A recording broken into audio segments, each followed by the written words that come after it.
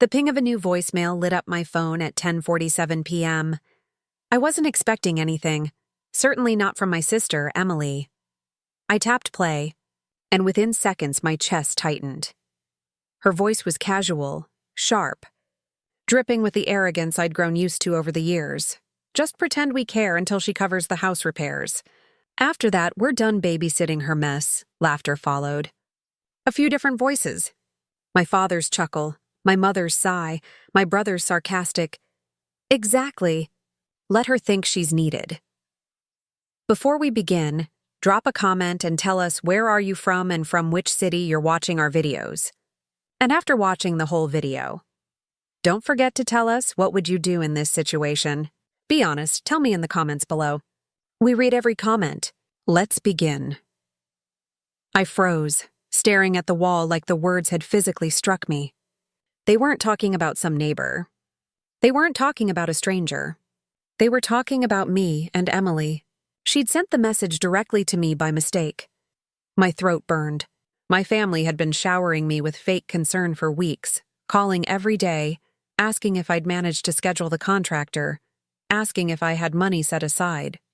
They acted like they cared that the roof was collapsing and the plumbing was ancient.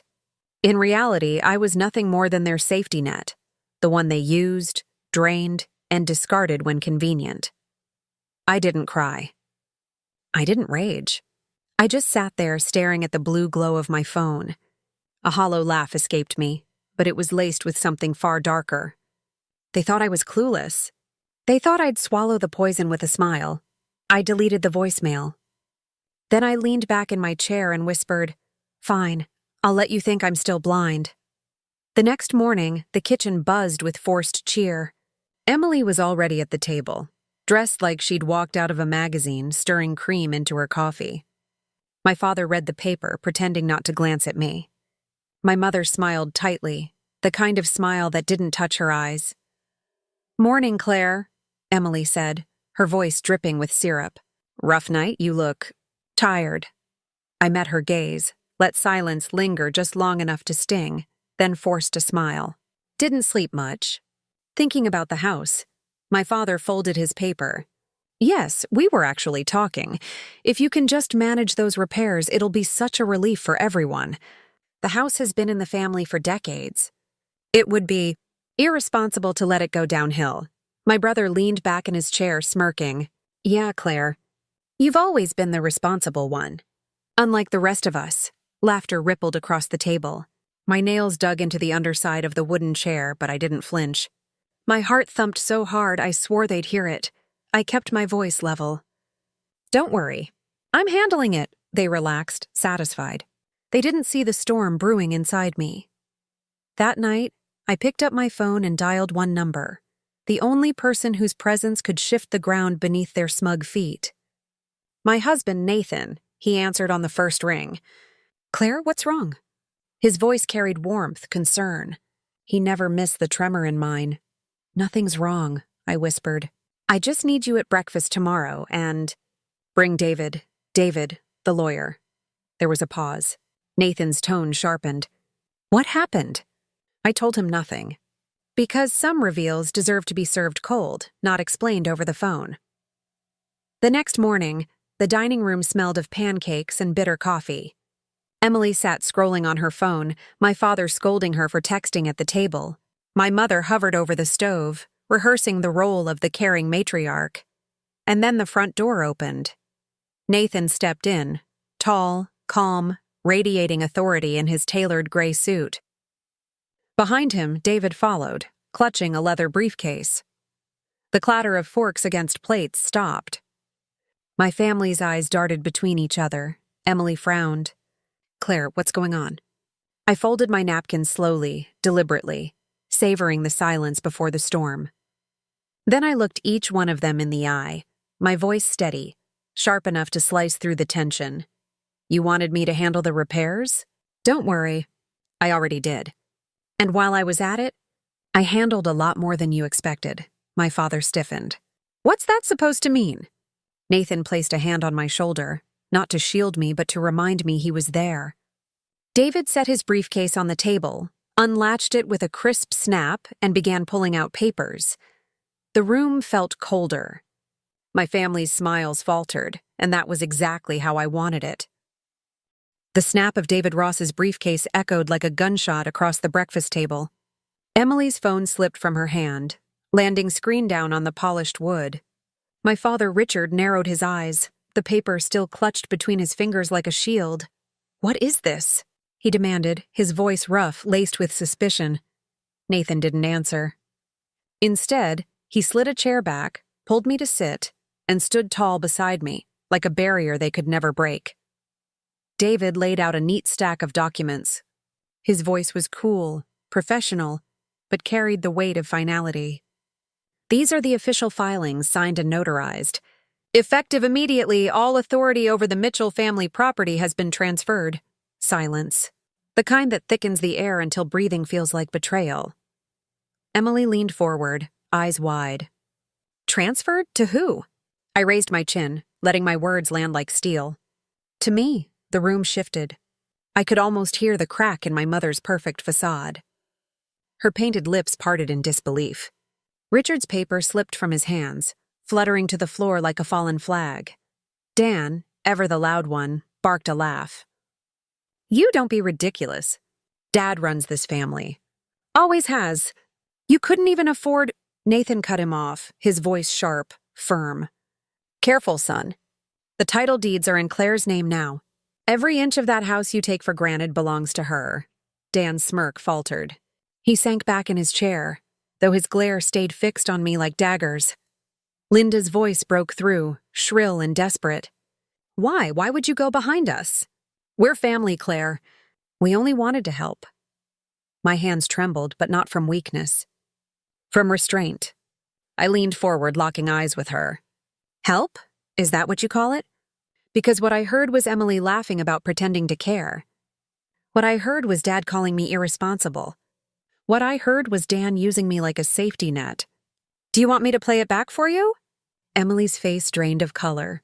She shifted uncomfortably in her seat, her carefully crafted confidence unraveling. You don't understand. That was—" I slammed my palm against the table, the sound making every coffee cup rattle. "Don't you dare insult my intelligence with another lie. You said it. You all said it.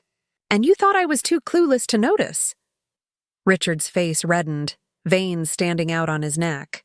"You've always been dramatic. Taking things out of context, twisting them. You're not strong enough to carry this family. You never were." Nathan stepped closer, his voice calm but edged with steel. "Strong enough? She didn't just carry this family, Richard. She saved it. The bank records prove it. Every bill you left unpaid, every repair you ignored. Claire covered it, quietly, alone, without once asking you for gratitude." David tapped the papers with his pen.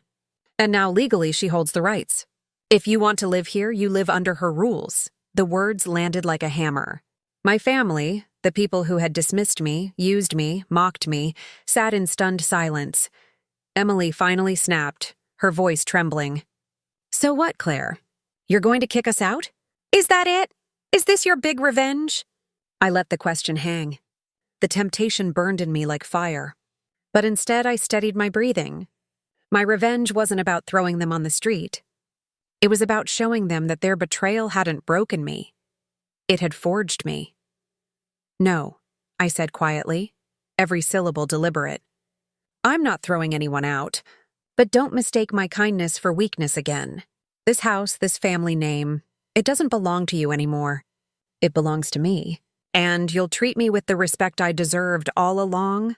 Emily's eyes brimmed with tears, though I couldn't tell if they were real or just another performance. Dan sat stiff, jaw tight, seething with anger he didn't dare unleash. My mother clutched Richard's arm, whispering something under her breath, but his glare stayed locked on me. Cold, hateful. Nathan finally leaned down, his voice low, his hand resting gently on my shoulder. "They underestimated you, Claire. Let them sit with that." I swallowed hard, my chest rising with a strange mix of pain and triumph. The girl they thought was blind had opened her eyes, and now they were the ones who couldn't look away. The The breakfast table was no longer theirs. It was mine, and deep down, they knew it. Emily broke the silence first. She shoved her chair back, the legs scraping the hardwood with a shriek. "This is insane!" she snapped, her voice trembling between outrage and fear. "You think one set of papers makes you queen of the house? You think you're better than us?"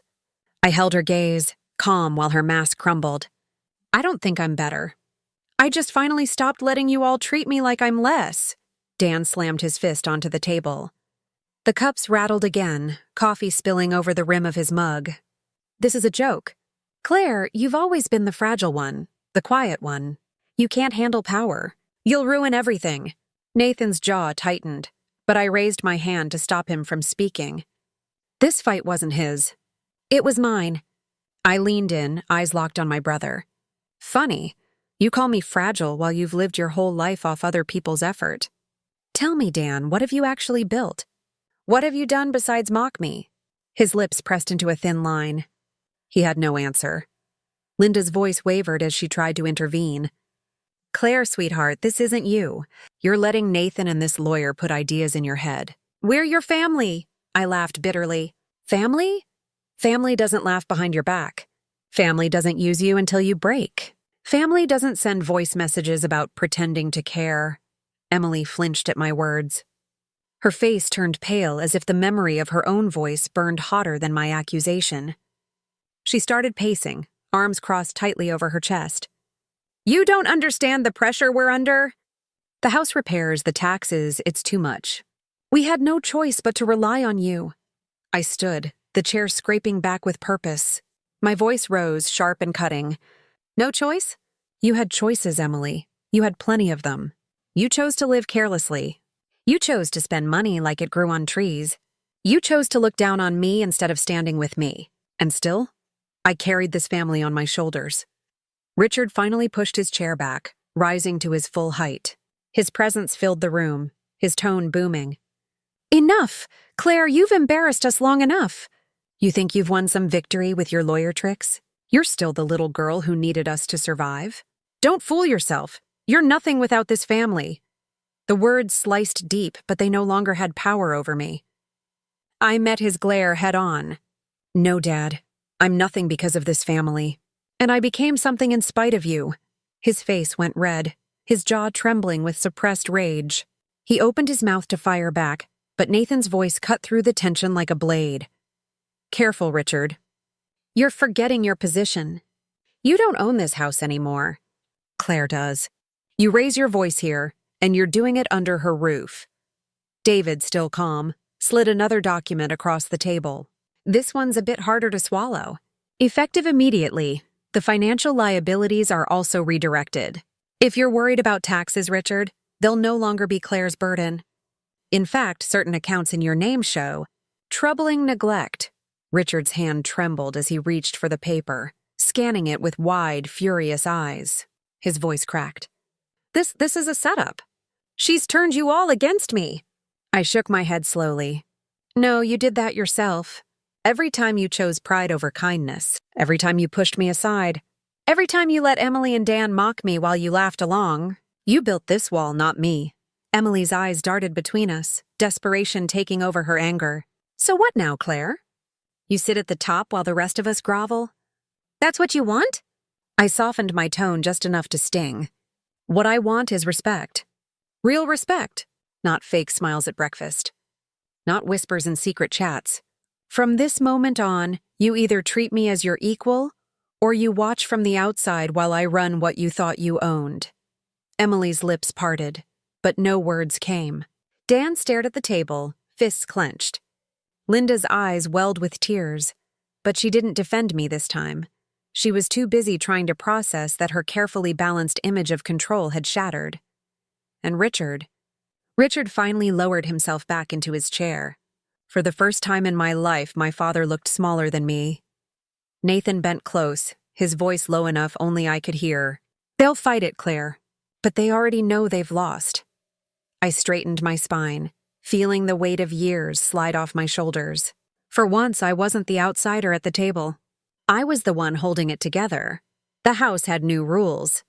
My rules, and this family had no choice but to obey them. The tension at the breakfast table thickened until the ticking of the old wall clock became deafening. My family, once so smug, so sure of themselves, sat frozen, each of them waiting for someone else to break the silence. I stood, letting the weight of my presence command the room. My voice was calm, steady, but it carried enough power to slice through their silence. "Here's how it's going to be," I said. "This house is mine. Every repair, every bill, every signature, it's under my control now. If you want to live here, you'll follow my terms. No more secret group chats. No more fake concern. You speak to me with honesty, or you don't speak at all." Emily's nails drummed nervously against the table. "And if we don't agree?" she asked, though her voice cracked halfway through. I tilted my head, a small, humorless smile tugging at my lips. "Then you pack your things. Because I won't live under the same roof with liars pretending to care." Her mouth opened, then closed again. She looked at Richard, waiting for him to roar back like he always had. But he didn't. His eyes were fixed on the documents in front of him, the weight of his own negligence staring him down. Dan muttered, "Unbelievable." But he didn't stand. He didn't challenge me. Not this time. Linda finally spoke, her voice trembling. "Claire, please, don't destroy the family. We can do better. We can change." I locked eyes with her, my chest tightening. A part of me wanted to believe her, to cling to the fragile hope that they could mean those words. But the echo of Emily's voice message still rang in my ears, raw and undeniable. "I'm not here to destroy the family," I said. "I'm here to save myself from it. If you want to be part of my life, prove it. Not with words. With actions." For once, no one had a clever comeback. No one laughed. They all just sat there, the reality of their own cruelty pressing down like a storm cloud. Nathan stepped forward, his hand warm on my shoulder, his voice firm. "Claire's not asking for perfection. She's asking for respect, something you should have given her years ago." David closed his briefcase with a snap, signaling the end of discussion. "The legal matters are settled. The rest is up to you." I glanced around the table one last time, at Emily's pale face, Dan's clenched jaw, Linda's glassy eyes, and Richard's hollow silence. And then I said the words that sealed it all. This house will no longer be a place where I'm mocked, used, or dismissed. If you stay on my terms. If you can't accept that, the door is right there. No one moved. No one dared. I turned to Nathan, my chest finally light, and whispered, "Let's go." Together, we left them sitting in the wreckage of their own pride. As the door shut behind us, I felt it. The shift. For years, they had underestimated me. But now, the power was mine. And for the first time, they knew they couldn't take it back.